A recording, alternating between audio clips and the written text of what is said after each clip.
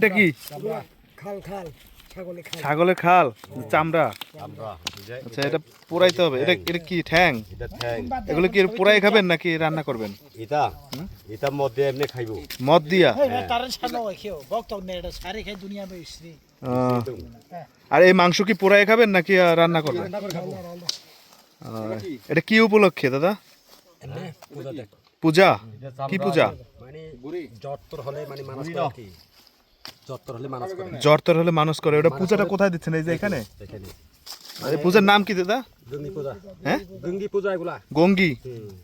আচ্ছা আচ্ছা, এই যে এটা না? ছাগল।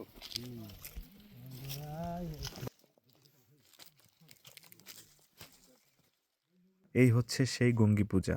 গঙ্গি শব্দের অর্থ নদী বা প্রবহমান জল। মূলত বছরের নির্দিষ্ট সময়ে পাহাড়ের ঝর্ণা বা ঝরার ধারে এই পূজার আয়োজন করা হয়। এখানে পাহাড়ি জনবল মিলে বাঁশ ও ফুল দিয়ে নদীর ওপরেই ছোট্ট একটা মণ্ডপ তৈরি করে।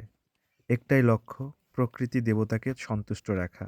এই পূজায় কোনো মূর্তি থাকে না, এখানে নদীই হচ্ছে দেবতা।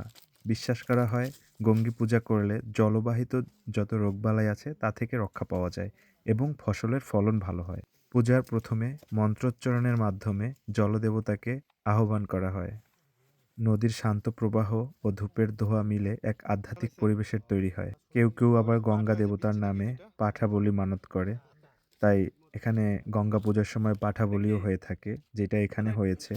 আধুনিকতার ছোঁয়ায় অনেক ঐতিহ্য হারিয়ে গেলেও পাহাড়ের এই মানুষগুলো আজও প্রকৃতিকে আগলে রেখেছে। নদী আছে বলেই জীবন আছে, এই সহজ সত্যটা আমাদের মনে করিয়ে দেয় এই গঙ্গা পূজা।